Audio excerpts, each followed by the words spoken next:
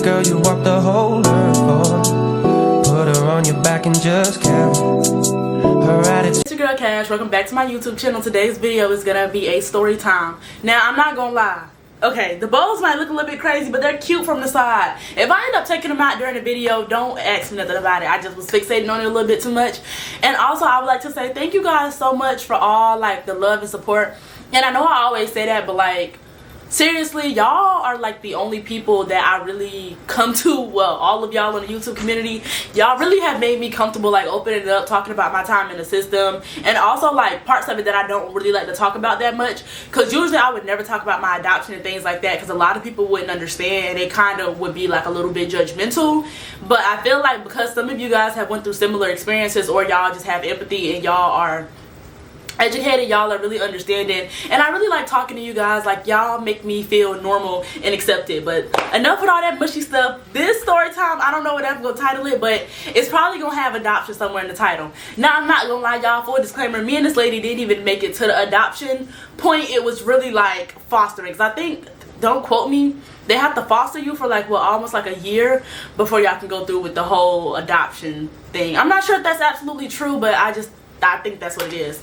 But this story time took place when I was like 15, about to turn 16. So when I was 15, I was living in a behavioral group home around this time, because I got put out of a previous group home. Now, if you aren't familiar with the system, we have like level 1 group homes, which is pretty much like a residential, like, you know, you come and go, you go to school, like things like that. There is rules, but they try to keep it as normal as possible.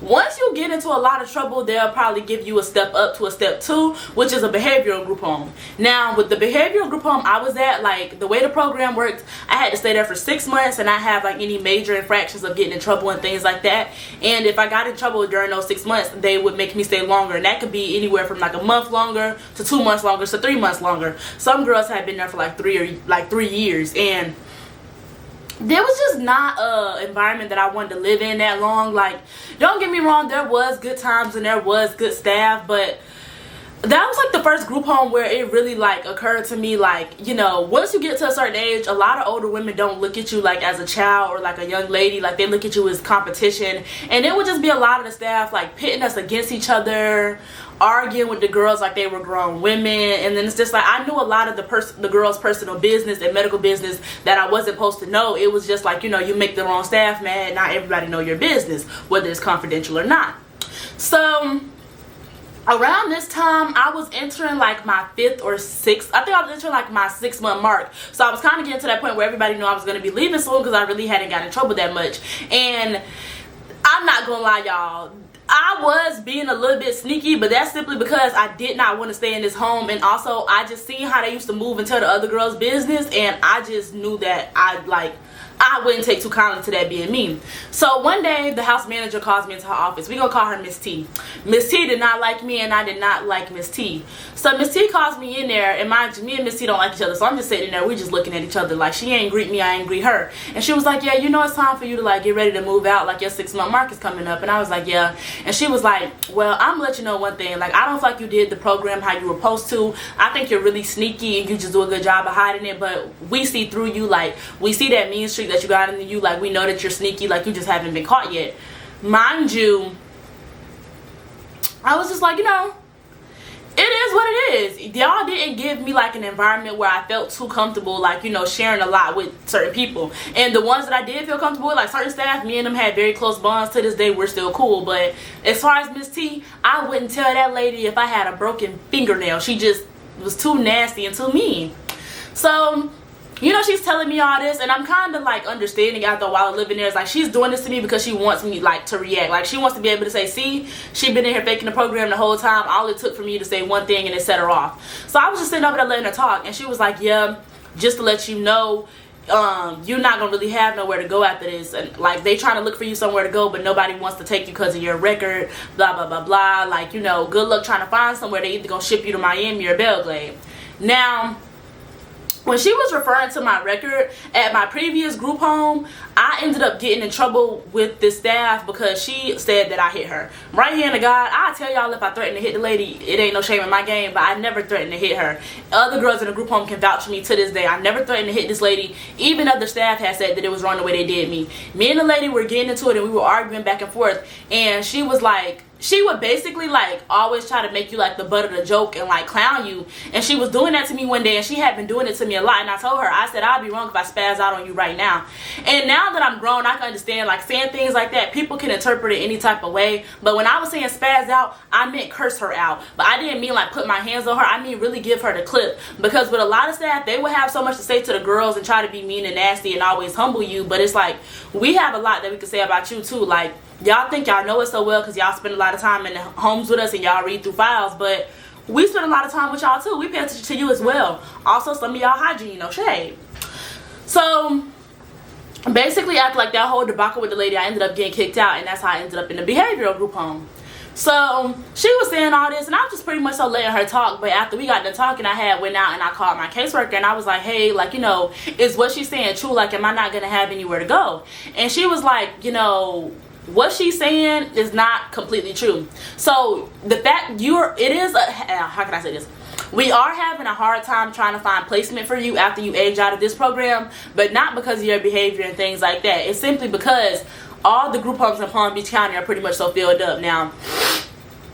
If you ever been in the system, you already know how it is. Like, those beds fill up fast, and a lot of the group homes in the county will be like filled. So sometimes they will have to kind of take you like farther in the area that you're originally from, so you can just have a place. I had already been to Miami before. I didn't like Miami group homes. They were like very overcrowded, and it was just a little bit rougher. And I was far away from homes, like for me back then, so I just wasn't a fan of going there. And then Belgrade, I had never lived in Belgrade at that point. I had only went down there once, and the mosquitoes ate my ass alive, like, bitch, like a steak. It was not even funny. I was swollen. So when they were talking about going to Belgrade, I'm like, oh, I'm scared. No shade to Belgrade, love y'all, but baby, I can't do the mosquitoes in the fields. I can't.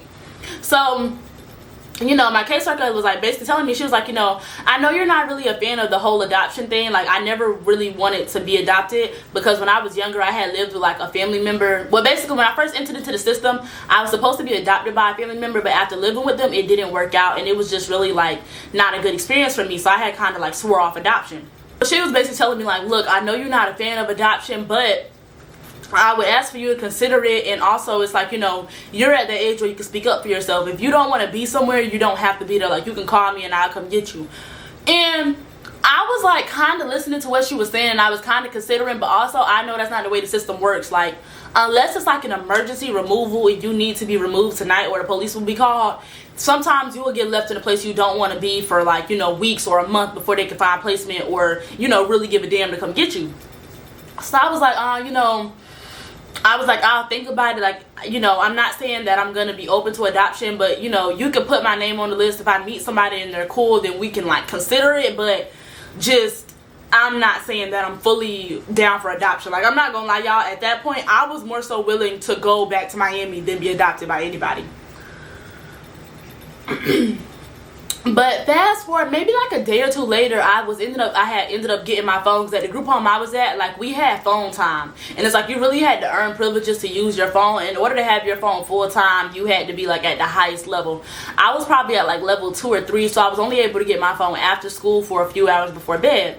So one of the girls that I had been in a group home with before, she had texted me. Now we're gonna call her Jenny. Me and Jenny had lived at the group home that I got kicked out of together, and we didn't really have too many interactions because Jenny went to school with the other girls in the group home, and I was going to John I at the time.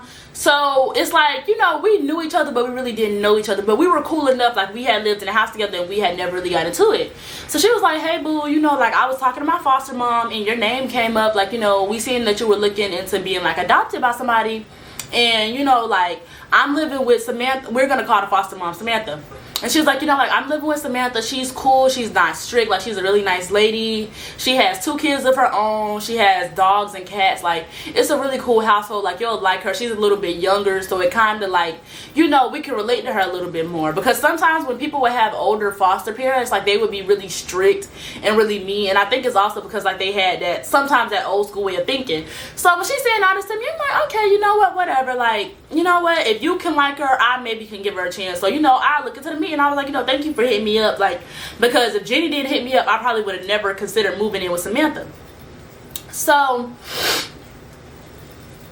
I ended up talking to my caseworker, and she lets me know that Samantha was interested in like meeting up with me. So I told her like, okay, I'm interested in meeting up with her too. So Samantha ended up coming to my group home for like our first meeting. So it was me, her, Jenny, and like my caseworker. So we're all in there talking, we're just chopping it up, and they're cool. Basically, Samantha was like born and raised in Germany, and she had moved over to the United States like maybe when she was like 19 or 20. She had got married, she had been divorced. She already had two kids from her previous marriage, but they ended up getting a divorce, and she had tried for more kids and she wasn't able to have anymore, and it was always a complication, and she really took that hard. And she was just really all around, like when I met her at first, she was a sweet lady. And I know people get mad at me like that know me and her history, but I just can't never sit over here and lie to y'all and tell y'all like from the jump she was just a nasty person. Like me and her had some good times before, you know, I really started to open my eyes and see Samantha for what she was. So the meeting went well, we hit it off. Samantha ends up putting in all the paperwork, and I think maybe like 3 or 4 weeks after this, I end up moving in with Samantha. So, you know, I pack my stuff and I head over to meet with Samantha. Now, Samantha at this time, she was living in an apartment. I can tell y'all, she was living in Victoria Woods. So it's like I was still able to go to John I, and like, you know, it was pretty much like I was still in the area, but I was super excited to be moving into Victoria Woods because that's where like all my friends lived, and it's like everybody would always go there after school. And bitch, you know, I was super excited because I'm coming from a group home where I didn't have no freedom. I'm like, oh my gosh, like I'm gonna finally be able to kick it with my friends and hang out again. So we move in, and she kind of like lets me know the ground rules and things like that. You know, like everybody do their chores, like, you know, will like make sure you clean up after yourself and things like that. And although there was an extra room in the house, we weren't allowed to go in that room. It was usually locked because that was a room for her parents when they would come visit from Germany. So me and Jenny ended up sharing a room. And at first it was like, if you ever been in Victoria Woods, you know certain houses like the rooms are really, really tiny. So I already knew that me and Jenny sharing a room was going to be a hard time. But at this time, I didn't know that Samantha's parents bought her house, so she didn't have no choice but to like, you know, make sure they had a room safe. But that's a whole different topic. We'll get on Samantha's parents in another story time if y'all want that story time. So living with Samantha, in the beginning everything was cool, but I kind of started to peep the way like her and Jenny would interact, because at this point, like I think maybe like a few months after me living there, Jenny had went and did the whole process of like getting her last name changed to have Samantha's last name, and went to the courthouse. It was really a beautiful day. It was something really nice to witness. But like Samantha more so baby Jenny. Like I told y'all, you know, she had always wanted more like babies and kids and things like that, but you know, she ended up adopting teenagers, which I wasn't sure why, but I was, you know, I just really didn't understand it. So she would like pretty much, so she would wash Jenny's clothes, she would get Jenny up for school and drive her to the bus stop. And mind you, me and Jenny's bus stop were both in the like front of the complex, but I was the only one that had to walk to the bus stop. And it was just like, you know, she really did baby Jenny. But one thing I can say, Jenny was definitely one of those people that needed to be baby. Like, Jenny wasn't going to get up and clean up after herself. Jenny wasn't going to get up and shower on her own. Like, you had to remind Jenny to do those type of things and damn near force her sometimes. So, I'm gonna be honest, I can't even tell y'all when the exact shift happened from everything being cool between me and Samantha to shit just going completely left. Because me and Samantha, we used to like get in our arguments and stuff like that, but like she would always come back and apologize to me or try to take like a ride or whatever, and we would talk through it. And I really thought that, you know, Samantha was actually like, you know, just having a hard time adjusting to having another child in the house. Mind you, like with Jenny more so, how can I say this? Jenny was Hispanic, but Jenny and Samantha, they kind of had like the same cultural practices, so they could understand things about each other. I'm African American. I was raised in an African American household till I was 12. Y'all know certain things, it just like certain things work a certain way in our households and in our cultures.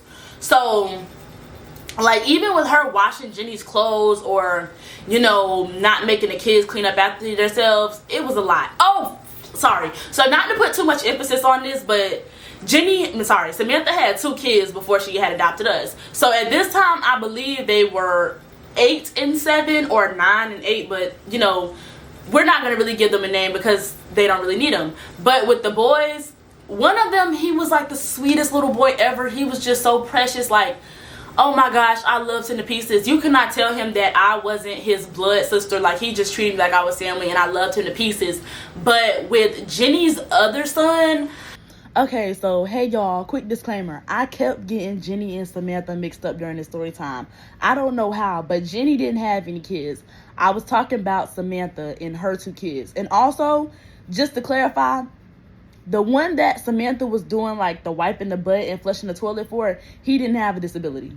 He was 8 years old and he was fully capable of handling that type of stuff on his well. Sorry about that. Go back to the story time. I'm gonna be honest, Jenny always put the blame on his behavior, making it seem like he was picking it up from his father's side of the family, or he picked that up from his father. But honestly, it was just like, it was something he had to be learning at home. And I realized that after a while living with Jenny. So, after a while of living with Jenny and Samantha. So, Samantha's son used to kind of say like out-of-pocket stuff towards and about black people. And I knew this because Jenny was kind of telling me, like, you know, Jenny had a black boyfriend at this time. And, you know, the son had said some out-of-pocket things to him. And it was just like, it was very kind of weird to see a child that young acting like that. Because at 8 and 7, I feel like children are not inherently like mean or bad or evil. Like, certain things is a learned behavior, especially if it wasn't checked early on. They think things like that are okay. So just keep that in mind. We'll get to that farther on in the story. So around this time when I had first moved in with Samantha, like, you know, I always had a lot going on for myself. So I was the cheerleading manager, and then I was also staying after school all the time because I was, you know, doing early childhood. If you aren't familiar with early childhood, like, they have a program in high school. It's like the early childhood program. You can start working towards getting your early childhood certificate while being in high school. So I think throughout like the 3 or 4 years that you're there, you take the course, and then you like go after school and you volunteer at a daycare so you can try to gain the 400 hours so you can get your certificate. I think it's 300 or 400 hours. Sorry. So Samantha had a friend in the neighborhood that was like the director of a daycare, and me and the lady met each other. She was super sweet. We hit it off. So a lot of the times on the weekend, I would get up in the morning with her, and I would go to the daycare with her, and, you know, I would work with her and the kids. And I really did like the daycare. It was really a nice one. It was way nicer than the one I was volunteering at, and it was just like, I felt like I was really getting hands-on experience working there. So me and her were doing so well that she had started asking me to like babysit her kids when her and her husband would go out of town. I loved her kids. I loved her. Everything was great. But I think maybe like a few weeks after me living with Samantha, it was time for my 16th birthday. Now, I turned 16 August 8th, and I believe Jenny ended up turning 16 maybe a few weeks after me, or like, you know, that month afterwards. So, you know, once we both hit 16, Samantha was already telling us like, oh, I'm so excited for you guys to get jobs. And there was nothing wrong with that, because we were excited to get jobs too. Because while living with Samantha, she would give us like $200 out of our check, like whatever she was getting from the state, which was nice. But it was like, also, you know, we need to kind of start making money on our own, like getting a grasp of working. Samantha was excited for us to start working because there was like this pizza place in the like area, and I can't remember exactly what the name of it was, but her kids used to really love that pizza place, and she was like one of those people, she was always looking for coupons and deals and money off and things like that. So she was like, you know, I really want you guys to start working at this pizza place so I can kind of use a discount for my kids. And there's nothing wrong with that. I'm pretty sure a lot of people, parents, have, you know, kind of encouraged their kids, like, get a job at my favorite place. But the issue with this is, me and Jenny, we were both putting in applications at the same time for places. And Jenny had already put in the application for that pizza place and got hired. Maybe after like a month or two of Jenny working there, y'all, they were literally only giving Jenny like 1 day a week or like 2 days a week. And I was just like, oh, like, you know, excuse me, Jenny was barely getting hours to the point where like I would literally forget that she was working there. But, you know, Samantha would still be able to take the kids and use her employee discount. So I'm not gonna lie, y'all, I told Samantha that I applied, but I didn't. I ended up applying to like Taco Bell, McDonald's, and like a couple places in the mall, just trying to see who would hire me. Because now that I'm an adult, I can say I'm a bit hyper independent due to my time being in foster care, but that's because I know how people will leave your ass out to dry. So you really do need to get your own money. And Samantha ended up doing just that. We'll get into that though. But like, you know, she was asking me, she was like, oh, you know, like, did you end up applying for the pizza place? Like, you know, you need to go call up there and like tell them that you and Jenny are related, so maybe she could put a good word in for you. And I ended up telling her straight up, I'm like, you know, I already got a call back from Taco Bell and McDonald's, and both of them are offering me like, you know, more hours than the pizza place is. And she was just like, but why would you want to work at Taco Bell or McDonald's? Like, you're not going to get any benefits. It's barely any money. Like, you need to go work at the pizza place. And I was trying to explain to her that, you know, although you are right, like, I'm 16. Nobody's really paying us no money or anything like that at the time. But also, either way, whether I have to choose between Taco Bell or McDonald's or working where Jenny works, I'm going to make more money at Taco Bell or McDonald's because they're literally not giving Jenny any hours. And Jenny was cool with that because she would always want to spend time with her boyfriend anyway. And Samantha would always pay for a lot of things for her. So after that conversation, and also we did have a conversation kind of like after Jenny had got her last name changed to Samantha's last name, I kind of had felt the pressure, and I had let it be known that I wasn't interested in changing my last name because I still wanted to, like, you know, go get benefits and like be able to go to college. Because, you know, when you're a foster kid, you're able to get, well, not foster kid, but when you're a foster kid, you're able to get free college. But once you go through the adoption process and things like that, you won't be able to get a lot of your benefits. And I really didn't even care about the month-to-month check. I really just wanted the free college. So once me and Samantha had that conversation, I think I kind of peeped, like, you know, like the shift, and she really wasn't feeling me that much. And she had made it clear to me once I did accept the job offer from Taco Bell that she would not be driving me anywhere, and she would not be picking me up from that job, even though she would do it for Jenny. But I was also expected to be home by 11:30 because my curfew was technically 11, but I would be getting off work at that time. So she was like, you know, I still expect you home by 11:30, which I respected. I was a child at that time. I couldn't be walking in her house at 12 no matter what. So, like, you know, once I would always, like, you know, make money from different places because, like, even before I had a job, I was babysitting, and I used to always sell, like, my old shoes and things like that. But once I started working at Taco Bell, you know, like, I had a consistent paycheck, so I would always make sure I kept my hair done and kept myself up and things like that. So I had went natural twice in high school, and this was my second time going natural, and I would always try to keep my hair like in protective styles and things like that, just because I was honestly working that job and going to school. I really did not have like a lot of time to sit and manage my natural hair, and there would be a lot of times where I would even do my hair at night and the next morning it wouldn't come out right. So I would just try to keep my hair done. Well, there'd be braids, sew-ins. Y'all remember how I used to be back then. So one day, like, you know, Samantha had already made like little comments about me wearing my real hair and things like that. Like, she would like when I would get braids, but it's just like anytime I got a weave or something like that, she would be like, well, why don't you just get braids, or why don't you just wear your real hair? And I actually let Samantha press out my hair one day because she would always do Jenny's hair. They would always come out really well. But you guys, I had told y'all this was my second time going natural. I was protective styled up. I was so proud of my length because y'all know back then it was all about the length. Samantha ended up pressing out my hair, and I don't know if she did it on purpose or what, but my hair was completely damaged. Like, I never had that type of heat damage just from like straightening my hair. Don't get me wrong, I had heat damage before from doing like sew-ins and stuff like that, like repeated heat. But she flat ironed my hair one time for my driver's license pictures, and after that, like, my hair just, it would not revert back. Like, I did all types of protein treatments, everything, and it just really hurt me. And I didn't want to blame it on her because, you know, maybe she didn't do it on purpose, but at that time I was like, you know what, I'm gonna make sure I keep my hair braided up and like done so it can grow back, because I ended up having to chop it off again.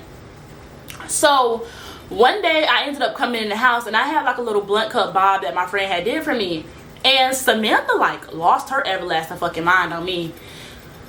Mind you, I don't know what stemmed from this, because although it was a weave, she would always let Jenny dye her hair. She would always straighten her hair, and like Jenny even had like a, what is it called, like, she had did like the little Cassie where she had shaved side of her head at one point. She had shaved the back of her head. So I didn't really think that it would be a problem with me going to get my hair done, especially like I'm getting all black hair, it's not long, and I pay for my own hair.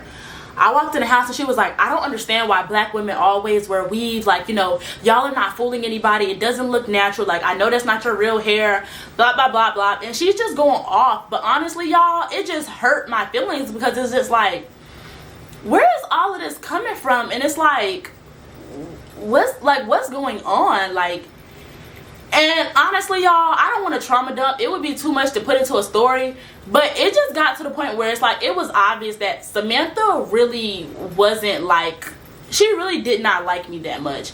And I don't know what it was, because it was like I would essentially be doing the same things as Jenny, but anytime I did it, it was a problem. Now, at this time, I think like living and being roommates with Jenny, this was able to like give me like a real like, I was able to see Jenny like for herself, because for the first few months me and Jenny were cool, because it would always be like, you know, girl, me and you, we still understand each other, like regardless of what we like, the group home thing, like me and you have a bond outside of Samantha, so it's never gonna be me and her teaming up on you. But it just kind of started to seem that way after a while. And I think it's also because like Samantha made it clear in the house that it was like I was public enemy number one. So at the end of the day, we're both kids, we're both getting into trouble and things like that. When I would get suspended from school, I would get in trouble. Samantha would try to take my phone even though she wasn't paying the bill. She would like come home and just yell at me about random stuff, and she would always find a reason to like pick at me or be mad. But when Jenny would go to school and she would get in trouble for the same things, like fighting and things like that. Well, it wasn't technically fighting because Jenny wasn't a fighter, but Jenny was like, I'm not gonna lie to y'all, Jenny was a talker. So Jenny would go up to the school and she'll be like arguing with girls and trying to provoke them, and then when they would react, it would just go left. So one day Jenny had went up to the school, and she was basically, I don't know if her and her friends were picking at this girl or what, but they had showed the video, and Jenny was over there talking to the girl crazy, and the girl lifted up a computer and threw it at Jenny. Jenny was the victim. Samantha was waiting on Jenny hand and foot, and she was telling Jenny like, you're not wrong, whatever the case may be. Like, she was actually understanding and wanted to hear what happened. With me, when I would go to school and I would get in trouble, I was automatically the bad guy and I was on punishment and things like that. But what made it abundantly clear to me is when it was time to start bringing men home. Now, well, boys home at this time because we were kids. Jenny and her boyfriend had been together before I even moved into that house, and Samantha would always talk about how she really didn't like Jenny's boyfriend because he was always around, which he was, but she would always let him come over. To the point where, y'all, one day I had got home from school, and this is a day where I wasn't working after school. I go get in the shower, and like, you know, there's nobody in the house, so I walk into the room and I like lock the door, and I still got on the towel. Well, no, I didn't lock the door. That's what it was. I didn't lock the door and I was still in my towel because I'm like, nobody's home. Jenny would, you know, be with her boyfriend, or she would go do whatever she was going to do with her other friends. And I knew that Samantha and the boys weren't going to be home till like 5 o'clock. Y'all, I walked in my room and I'm getting changed or whatever. Why does Jenny's boyfriend walk into the room without knocking? And it's like, he seen me and I seen him, but I hurried up and I grabbed my towel and I was like, you know, like, can you get out? Because he kind of stood there for a minute just looking at me. And it was like, okay, you know, maybe it shocked you because you didn't think that I was home, whatever. But like, close the door and get out the room. And it was just like, he didn't. So I was like, can you get out? Like, because there was no nice way for me to say it. I'm sitting over here unclothed and you're still in the room. Like, get out the room. So after that, he was just like, oh, like, you know, you were really rude for that. Like, bitch, for one, you're not supposed to be here because Samantha's not here and he wasn't supposed to be there when Samantha wasn't home. But I had kind of peeped, like, on a couple of occasions of me coming home early, like, you know, Jenny used to have him in there. Mind you, Jenny was like, girl, you know, you better do the same thing, like sneak boys in or whatever. And I tried, but I got caught the one time I did. So I was like, you know what, whatever. I'm going to just follow Jenny's, like, I'm going to follow Samantha's rules, and I'm going to just, you know, respect her house. So, you know, like, Samantha ended up telling me, because this was one of the times where we were going through like a good period. She was like, you know, anytime you want to bring like somebody home, like, it's no problem, whatever. So I started to date like this boy that I had known since middle school, and he was like super sweet. Mind you, he already had like a full ride to college for football. He was very smart. Like, me and him got along really well. He wasn't no gangbanger, no tattoos, none of that. Like, he was a really good dude. And, you know, I would always see Jenny, and we gonna call her boyfriend Daryl, but Daryl will always be there. And I'm like, you know, I kind of want to have somebody too, because it was Jenny and Daryl, and then Samantha had got a boyfriend and he started living with us as well, but we'll get into him afterwards. So when I ended up bringing my boyfriend home at the time, like, you know, he came over there, he had met Samantha, he shook her hand or whatever, but Samantha's looking at him like she don't even want to shake his hand. She's looking at him crazy. So mind y'all know I'm a stallion, I'm a jolly green giant, I'm 5'9". My boyfriend was like 6'5" at this point, and he was like almost 300 pounds. Like, he was a big dude. He played football. But me and this man had been knowing each other since middle school. We literally went to band class together. He had always been bigger than everybody else. So when me and him had walked like into the room, Samantha ended up calling me back out of the room, and she was like, did you just bring a grown man in my house? And I'm like, no, Samantha, like, I would never disrespect you like that. Like, me and him went to middle school together. And she was like, you know what, I don't believe you. Like, I feel like you just brought a grown man in my house, and I'm not gonna deal with that. So I was like, would you like for me to go get his ID? And she was like, yeah. So I went in the room, which was so embarrassing, but I asked him for his ID and his student ID, you know, just to prove a point. So I come back out there and I show him, like, I show his ID to her or whatever, and she's like, I guess, like, you know, whatever. So we go back in the room. Mind y'all, I told y'all, Samantha was like always like the cool mom or whatever. Jenny and Daryl used to be in the bed under the covers taking naps together. He would always be there. She used to go damn near spend the night at Daryl's house, and Samantha would go pick her up at 12 o'clock at night. When I tell y'all, Samantha was on me and this boy ass like white on rice.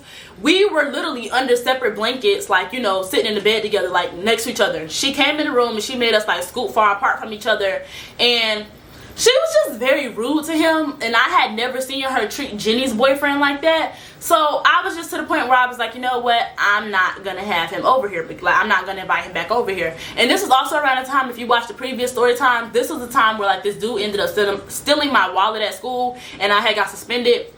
So Jenny was just like, Samantha was like, you know what, I would not be driving you to like work. I won't be picking you up. Like, you still gotta find your own way, whatever the case may be. Like, I don't care about your wallet getting stolen. You should have been more responsible. So I was walking home from work at 11 o'clock, but I lived an hour. Well, I didn't live an hour away. I lived like an 8-minute drive away, but it was an hour walk. And I had begged Samantha, like, please just come pick me up, please. And she wouldn't. And then also I was kind of looking forward to, like, you know, when she would give us the $200 out of our check. But that month, out of nowhere, she had ended up, like, she deposited the $200 into my bank account, and then she went back in and she took like $180. And I was like, Samantha, like, why did you take that out of my account? And I think she had said something about like, oh, but the electricity bill is running up or something like that, like, you know, whatever the case may be. But I was just like, it was just so weird for Samantha to just come take $180 out of my account. And it was like, Samantha had a decent job, she had money, so her doing that was just like, it just kind of felt like, girl, you're just being mean and nasty at this point. So after that whole situation happened, I would just kind of like spend a lot of time with my boyfriend and always be at his house and things like that. And Samantha, I would try to avoid her because Samantha would get off work and just come scream in my face, like, or even if it was like she seen me in the house like taking a nap or something like that before work or after work, she would just like always try to come in the house and like find an excuse to argue with me and like cut on the lights. And I had told Samantha like multiple times, if you're mad, that's one thing, that's fine, but like stop yelling in my face. Because I had kind of got to the point where I felt like Samantha was trying to provoke me into like swinging on her. So like I told y'all, Samantha's boyfriend ended up moving in with us, and Samantha's boyfriend was cool, but he was younger. I think he was like maybe 10 years. Was he 10 years younger? Because I think Samantha around this time, Samantha was like 35, 36. No, so he wasn't 10 years younger. Samantha had to be like 35, 36, and her boyfriend was like 28. But he would still play video games and stuff like that, so it was really just like having another kid in the house. He was cool. But he kind of like, him and Samantha weren't supposed to be seen together because he technically worked for her, because she was like the manager of the sector that he was involved in, if that makes sense. So it was like a conflict of interest. So they would always like, he would always come over to the house, and eventually he moved in because I believe he was living with his parents before this, but his parents were just not a fan of Samantha. Like, she said it was because she was German and they didn't like Germans. Like, they had like a whole little family sit down, and it really went like left, and they just were very nasty to her. She came home crying and all. But he just ended up living with us. It wasn't too much of a problem. But also, like I told y'all, he was one of the kids just like us. So he would kind of like, if the kids wanted to come play the game with him, that would be fine. But when it came to like fixing their food or like helping them get dressed and stuff like that, he wasn't gonna do that. And also, I felt like Samantha had kind of coddled her sons to the point where like they needed adult help quite often, because the child with the disability, like, he could do a lot of things on his own, but he would still need a little bit of assistance. The other son, he was like, you know, fully capable of taking care of himself and doing things that, you know, an 8-year-old should be able to do, like, you know, wiping their own bottom, flushing the toilet. But Samantha would always do that for him. So he kind of got to the point where he expected that, and he was like very rude about it. So one day I was kind of like, you know, supposed to be going to work with Samantha's friend, like, you know, babysit her kids while her husband had went out on a date. So I had got home from work, and I got home from school, and I ended up taking a nap, and I was just waiting on a friend to like text me and tell me that she was ready for me to come. So maybe like 8 o'clock at night, the friend still hadn't texted me, and that's usually the time where I would go babysit for her. I would always go around 8 and then leave around 11 or 12. So I hadn't got a text from her, but I'm like, okay, you know what, maybe I'm tripping, because we did text that day earlier, like the day before, and she had let me know that she needed me to babysit. So I had got up and I walked to her house. So when I went and knocked on her, like went to her house and I knocked on the door, she kind of like came to the door in her fuzzy slippers. And usually she would always be like, you know, dressed and ready to head out with her husband. And she was like, hi, Cottrell. And I'm like, hey, miss. And she was like, I thought you weren't going to be home tonight. And I'm like, what do you mean? Told me that she had seen Samantha earlier in the day, and she had told Samantha like, oh, you know, Cottrell's coming to babysit for me tonight. And she was like, oh, well, no, Cottrell's not coming to babysit because she has to work tonight. I don't know why Samantha would tell her friend this, especially because Samantha didn't know my work schedule. And if she did, it was probably like what she assumed it to be, because she never picked me up or took me to work, and she never asked about my schedule. So she was just like, yeah, she told me that you couldn't babysit, that you weren't going to be home. Like, you know, that's kind of strange. And I was like, you know, whatever, maybe it's like a miscommunication. So I ended up, like, you know, going back home, and I texted Samantha because she wasn't out, like, she wasn't home at this time. I believe her and her boyfriend were out on a date. And I was like, hey, you know, why did you tell the lady that I was babysitting for that I wouldn't be home? And she was like, you know, well, that lady has kids and she needs to know things in advance. Like, if you would have been texting back, if you would have answered your phone, she wouldn't have had a reason to ask me. And I was like, Samantha, I did text her back, like, here's the screenshot. But even then, why would you tell her that I was working when I'm not? Mind you, at this time, like, this was one of those nights where I really needed the babysitting gig, because Samantha had already took like $180 out of my account, and I was getting paid like $100 just to babysit her kids, because she had like 5 kids and she had a dog. So she would always give me like a little bit of an extra incentive just to make sure the youngest goes to bed, because she needs somebody to sit with her. And then also for the older boy, he would always try to sneak out and be in the neighborhood with his friends a little bit. So she was just like, you know, make sure you keep things in order. So I'm like, okay, bet, whatever. So when Samantha had did this, I was really aggravated with Samantha, because I'm getting to the point where I'm like, damn, you really just don't want me to be able to do anything if it's outside of you, because why are you always trying to stifle my money? Because I feel like Samantha thought that if I was walking back and forth to work enough that I would just quit. But all it did was make me just start asking my boyfriend for rides. And then when me and him broke up, I was just dealing with men that I had no business dealing with just to be able to get to and from work, because at this point I'm already knowing that I'm not going to be living with Samantha too long. And I was like, you know, if there's no other group homes available in Florida, like in Palm Beach, I'm just gonna run away. So I was like, yeah, baby, you need to save. So eventually when so the next day, it was like probably like a Saturday or a Sunday, it was one of the weekend days, but Samantha ended up having to go into the office this day. Now usually Jenny would always babysit Samantha's kids, because Jenny, you know, she didn't really have a lot of hours at work, and she would always just chill in the house, and she would have her boyfriend over there with her, and she would just give the kids candy so they wouldn't tell that the boyfriend was there, and everything used to be okay. So, because I would usually work on Saturdays, I'm not even sure why I was off this weekend. But this day I had woke up, and I guess I was the only adult in the house. So Samantha's son is like standing in front of my bed. Mind you, we have bunk beds. So he climbed up and he kind of like tapped me on my head, and he was like, I'm hungry. You need to get up and make me something to eat. Now I'm just gonna let y'all know this now. Regardless of how rude or nasty he was or whatever, he's still a child. So nothing he really said to me held weight, like, because you can't really get mad at kids for things that they do and say. But I did want to ask his mom, like, if she had already fed him, because she would usually feed him before she went into the office. And also, like, sometimes she would kind of already have food set aside that she was going to cook later on that day. And then it would be other things set aside that they could eat during the day. So I had texted her and I was like, hey, Samantha, like, you know, did you already feed the kids before you left? Because one of the kids is saying that he's hungry, and, like, what do you want me to make for him? Mind you, nobody told me that I was going to be home with the kids. Nobody said anything to me. Like, nobody even knew if I had to work, because like I told y'all, Samantha didn't know my work schedule. I kind of just woke up and he was right there in front of me. Samantha texts me back and she's like, it doesn't matter if he ate or not. If he says he's hungry, you need to get up and feed him now. Now, at this point, I'm not gonna lie to y'all, I'm just like, wait a minute, Samantha, like, you know, at some point, respect is due to a dog. You didn't even ask me to babysit your child. You just messed up my actual babysitting gig last night. Now, I'm asking you a question just to make sure I feed your child properly, and you're giving me attitude. Samantha just keep on texting me, oh, it doesn't matter, that's why I buy food, like, that's why I buy food. If he's hungry, you need to get up and feed him. I bet if you were hungry, you would get up and fix yourself something to eat. And she's talking to me crazy. So I get up and I look around the house. Her boyfriend is in the room playing the game. And this is nothing against her boyfriend whatsoever, but why is it that you texting me talking to me crazy about how I need to feed your child and so on and so forth, as if I'm trying to starve him or something like that, but I'm literally like not even the only adult in the house and you didn't even ask me, so you're being disrespectful. And then at the same time she's being disrespectful, her son is like whining. He's like, I'm hungry, like my mom said that you have to feed me, because he was like calling her and she was like telling him the same thing that she was telling me. So I had got up and I went ahead and I made him a bowl of cereal, and I made the other little boy a bowl of cereal just in case he was hungry too.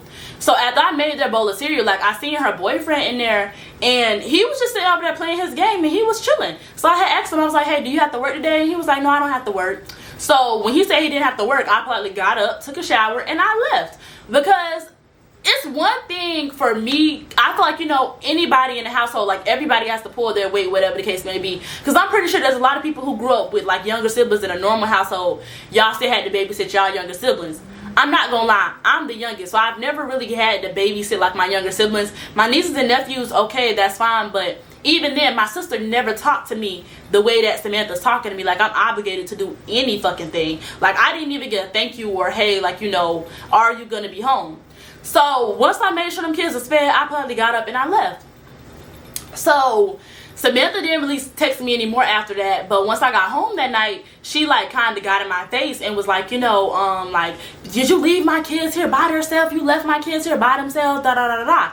And I kind of had realized that Samantha would, like, how can I say this? She would twist situations to fit a certain narrative, as if, like, you know, I was somehow mistreating her kids or if I was doing something out of pocket. But y'all, no matter how pissed off Samantha would have made me, I would have never left them kids in the house by themselves. But you're not gonna be talking to me crazy and expecting me to do favors for you. Like, if you're gonna be talking to me crazy, you should have childcare set up on your own. And why is it that all this blame is being put on me and your boyfriend is in the room chilling?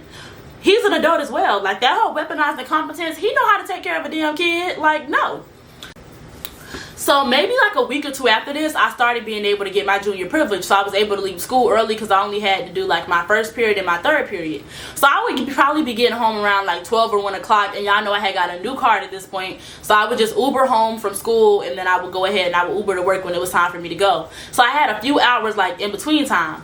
So I would already be home by the time Jenny and her boyfriend would get out of school. And like, there had been a few times where I had came home and they were already in the room together. So I would just kind of kick it in the living room. But I guess, like, you know, Jenny didn't want to, like, you know, inconvenience me by having me sitting outside the room because her and her boyfriend were in there. So one day I had came in the house, like, you know, early as hell per usual. I done showered, took a nap, and I wake up. And I walk back into the kitchen, and Jenny and her boyfriend come out of Samantha's room, because Samantha's room was kind of like right across from the kitchen. So when I seen Jenny, she kind of like looked at me and just looked down, but her boyfriend was like laughing, and he was just like, oh, well, at least you got your room back to yourself. So after this point, I guess once they knew that I already knew that they would be in Samantha's room, they would just always kind of go in Samantha's room. They would do their business, and then they would clean it up, and she would ride him back home on his bike before Samantha would make it back home and see that he was there. So they were doing this for a while, and at this point me and Jenny had got back cool again, but it really wasn't lasting that long. So while me and Jenny were still cool, her sister ended up coming over to spend the night with us. Now at this time, me and Jenny are still 16. Jenny's sister's probably like 19, 20. I don't know what happened between Jenny and Samantha before I moved in, but Jenny's sister did not like Samantha. Like, she was not a fan of Samantha. She would always, like, even Samantha used to be so friendly to her, and I would tell her, hey, hello, how are you doing, whatever. But she would always, like, come to me and be like, you know, I see through it. Like, I know there's something up with her. Like, you don't even got to tell me, but I know she probably treats you weird when I'm not here. Like, you know, she's just not to be trusted. Now, I'm not going to lie. Although she was spot on about Samantha being a weird bitch, Jenny's sister was also kind of weird too, because it was like one of those situations where she didn't like Samantha, so she was looking for reasons to justify that dislike. You know. So this night that Jenny's sister was spending the night, Samantha and her boyfriend had kind of like went out on a date, and they would always go on dates like, you know, down south or like pretty much so far from the house, because like I told y'all, he was an employee, so if anybody seen them together, it'd be like a conflict of interest. So this was one of those nights where Samantha was heading out. We knew Samantha was gonna be gone for like at least 4 hours. So when Samantha ended up leaving, the boys were in the living room. They were watching TV, kind of minding their business. But Samantha and Jenny and her sister were in Samantha's room. So Jenny had came out. She was like, girl, come look. And I'm like, like, bitch, I don't want to go in Samantha's room. Because mind you, I used to go in Samantha's room and I would like always take pictures in her bathroom and stuff like that, because she had a really nice mirror. But once me and Samantha fell out, I was like, you know, I want to stay out of her room. Like, I really would just try to avoid Samantha at all costs. So Jenny was like, girl, like, come in the room. Like, she's not gonna be home for a couple hours. Just come back in. She said she gonna call me when she on her way back. So I ended up taking my dumb ass in a room, and they're like showing me, you know, Samantha's little chest. So Samantha had like this little box in the bottom of her closet that had her toys and her outfits and things like that for when her and her man would have sexy time. So like Jenny's showing everything, and it's like, you know, she's laughing about it, and she's like, ooh, child, like, Samantha be having it going on. But Jenny's sister is like, that's completely inappropriate for her to have this in the house. Like, look what she's exposing y'all to. I'm gonna let your caseworker know, like, this is ridiculous. Like, this is inappropriate. You shouldn't expose kids to stuff like this. Blah, blah, blah, blah, blah. Now, I'm not gonna lie, y'all. Samantha was a lot of things. She was a passive aggressive. She was low-key a racist. Samantha was a lot of things. But Samantha had never like exposed us to that type of stuff. Samantha was never on no weird type of time with us in that regard. Her boyfriend wasn't. They never even looked at us that way. Samantha's boyfriend didn't even come on our side of the house unless he was going to the boys' room. So it was never nothing like that. So when they were saying all this, I'm just like, oh, like, this is a lot. And Jenny's trying to tell her sister, she's like, bro, like, chill out. Like, it's not even like that. Like, you're doing too much. But you could tell that Samantha just really didn't, Jenny's sister really just didn't like Samantha. So when they're saying all that, I kind of like eased out of her room, and I just was like, you know, bitch, I shouldn't have went in there anyway. And I kind of went in my room and I went to sleep. So like sometime throughout that next week, I ended up coming home early. Well, I'm not even coming home early. I ended up coming home and I see Samantha's boyfriend has changed like the lock on her door. So she had like a regular little twist knob thing like that beforehand, but he was putting one of those fingerprint doorknobs on there where you had to put in your fingerprint or enter a code. So when she seen me, she was like super excited. She's like, oh my god, hi Katrell, like, did you see what I got today? Like, I got a new alarm for my door. And I was like, oh, okay, cool. Mind you, Samantha was one of those people, like, she used to find, like, you know how older people are, like, you know, your mama come home and be like, look, I just found a new salt shaker. Like, did you see this salt shaker? This is so cool. Like, they were talking about it on the infomercials. Like, she was really geeked about this lock. I'm just thinking, I'm like, you know, that's probably just her being impressed by the new technology. She don't really mean nothing by it. And I just wasn't thinking anything of it. So she puts the new lock on her door, and you know, although she put the new lock on her door, I peeped that the only one who didn't have the passcode was me, because I seen her boyfriend being able to go in and out the room, but I didn't think nothing of it because that's her boyfriend. They sleep in a room together. Of course he's gonna have the door code, but I ended up seeing Jenny put the door code in one day so she can go in there and get like whatever she needed out of Samantha's room. And I'm just like that's interesting, but I didn't think too much of it simply because I had already stopped going into Samantha's room. So I thought it was weird, but it's like at the same time, like I used to gaslight myself and be like, well, you can't be jealous of the relationship that Samantha and Jenny have because they've been knowing each other longer and you already kind of don't get along with Samantha that well. Why would she give you the passcode to her door? So I just was like, whatever, I didn't think too much of it. So maybe like that next week, me and Jenny started beefing hard as hell, and I'm gonna tell y'all how it started, and can't nobody tell me that I'm wrong. So like I told y'all, Jenny would make a freaking mess. Like, Jenny was just very, I don't even know how to put it into words. She was very unhygienic. I'll just say that. I don't even know if that's a freaking word. But like, essentially what she would do is she would just leave messes around the house. So it's like, she would always sit on the couch and like, you know, eat hot Takis and stuff like that, and just leave the bags and her fingerprints everywhere. And then she would also sleep with the dogs, and one of them shed it really bad. So it was like, there was always dog fur and chip bags and crumbs, and like whatever she eats, she would just leave it right next to her. So Samantha would clean up after Jenny, but I told y'all, Jenny used to move with her messes. So it would get to the point where Samantha would like clean up her messes and be damn near to force Jenny back in the room. Like, you know, go make a mess in your room, not on my white couch. Because it was like a white leather couch, and Samantha was not playing about that couch. So after a while, Jenny ended up starting to come back and kick it in the room more, and she was just making a mess in the room. And it was like, y'all, it was literally insufferable. Like, because Samantha would wash her clothes, but Jenny would not fold them. She would just throw them like on top of her dresser, or throw them on the floor in a pile. And it kind of had became like a running joke even with her friends. Like, you know, we could tell which side is Cottrell's and we could tell which side is Jenny's, because bitch, Jenny stuff like her dresser threw up. Her dresser was always broken because she used to have clothes thrown everywhere. It was dog fur on her bed. It was just a lot going on. So Jenny's friends would always come over. Jenny's boyfriends would come over and things like that. But they just like, I felt like they didn't respect our space, because Jenny didn't respect our space. It was always dirty as hell in our room on Jenny's side. So it was like they would kind of always migrate to my side of the room, which started to have them like taking my stuff, like using my perfume, like going through my stuff, using my brushes and combs and stuff like that. And granted, I understand why y'all don't think it would be that big of a deal, because, you know, like maybe y'all thought it was Jenny's stuff. But once I made it clear that it's not Jenny's, I would like people to stop touching my stuff. And I was already peeved by her boyfriend walking in the room. It was just like, no, like it just needs to be like, I need my space. Like, it was so annoying to be able to come home from work and like not even be able to walk into your room, because Jenny's friends done made a mess on top of whatever mess that she already has. So with the mess, her stuff used to get mixed in with mine. So one day, I told you I used to go wash my own clothes. So we had like a washroom in our, we had like a wash and dryer in our garage. So I'm out there getting ready to wash clothes, and I'm like separating my clothes or whatever, you know, whites and colors. Y'all, I reach my bare hand in this basket, and I grab some, basically some panties that Jenny had an accident, like her cycle came on in those panties.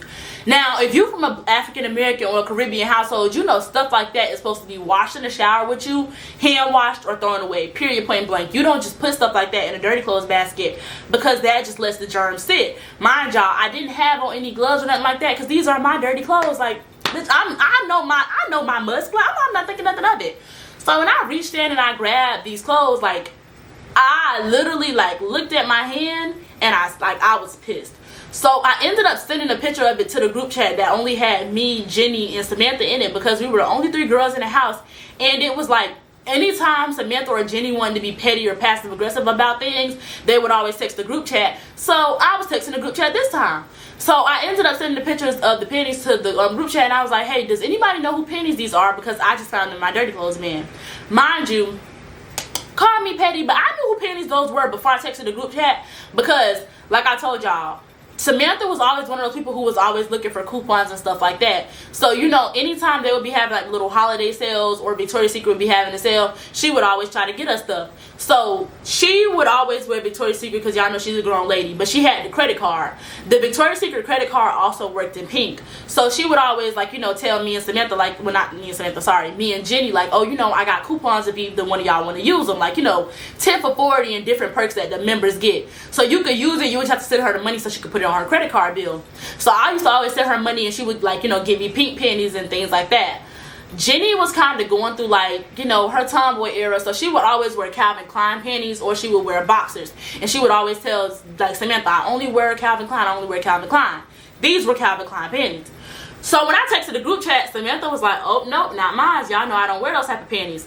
So I'm waiting on Jenny to be like, you know what, like, yeah, like, those are mine or whatever. And I know it was probably mean of me to send it to the chat and nobody would want to admit that those were theirs, but it was the simple fact that we had been begging Jenny to clean up after herself. Samantha would just go ahead and clean it up on her own, like, whatever. I'm not going to be cleaning up after no woman that's the same age as me, especially because I would always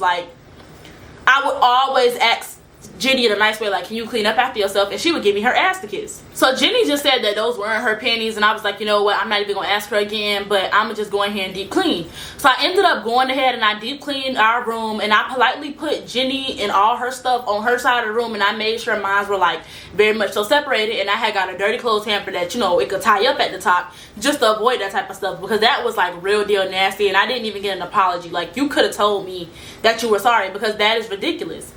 So later on, me and Jenny ended up getting into it because I was on the phone with a friend, and she was like, what you doing? And I'm like, oh, nothing, just finished cleaning my room.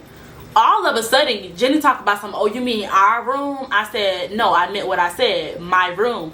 And I was probably a little bit petty, but yes, I was calling it my room because I'm the only person that's cleaning it. And when anybody says something to you about cleaning it, all you do is kick piles under the bed. So yes, it's my room. If you want it to be our room, let's have equal cleaning. Like, you know, bitch, treat it like it's our room and it's not just mine.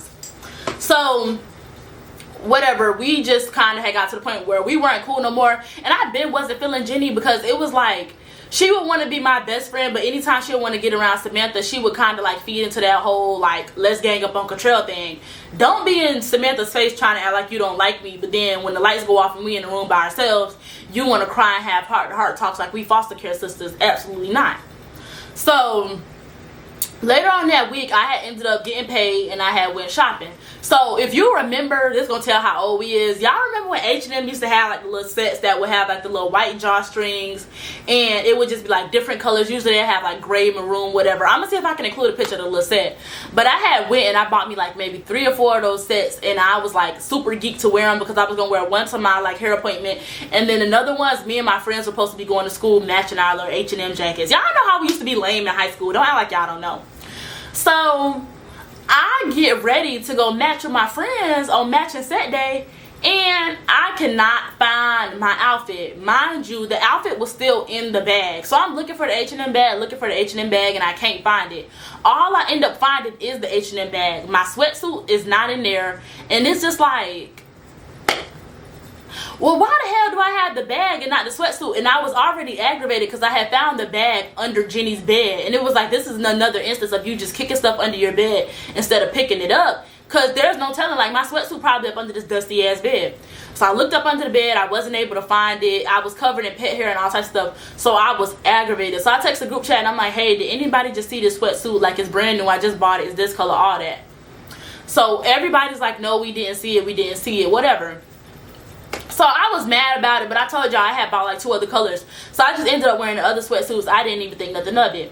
So it gets to be that time where I have to clean up the room again, because like I told y'all, like Jenny would come in there and junk the fucking room up, which was beyond me, because Samantha had cussed me out one day for simply having a trash bag on the back of the door. Like, you know, one of the little plastic bags, you just throw your trash in there and like wrap it up or whatever. Samantha had a fit about that bag, cussed me out. Oh, we don't do that, this is ghetto, like you need to take your trash to the kitchen, whatever, which she is right. So she just had a whole fit about it. So I ended up just cleaning the room completely in general, and I took the trash bag and I threw it away. So while I'm cleaning up the room, I'm kind of pushing Jenny's stuff back onto her bed, because she had like a whole bunch of clothes that were on the floor. Because what would happen is Samantha would wash her clothes and then come put them on Jenny's bed for her to fold them, and she would never fold them. She would just kind of like, you know, push them off to the side. So while I'm putting Jenny's clothes back on her bed, I see my fucking sweatsuit.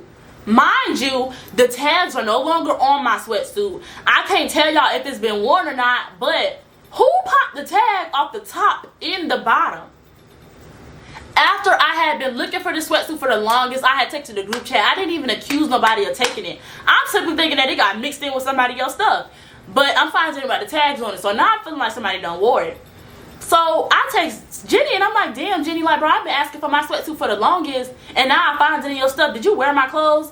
Mind you, I wouldn't have known if Jenny did wear it, because Jenny would always leave out later than me, because her school started at a later time, and Samantha would always take her to the bus stop. I had to walk to the bus stop, so Aura was already going out the house before any of them woke up.